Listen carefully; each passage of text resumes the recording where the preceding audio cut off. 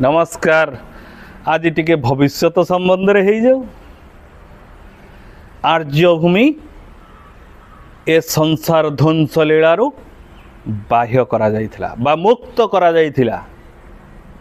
तार कारण अनेक रही, किंतु वर्तमान से स्थिति आउ ना।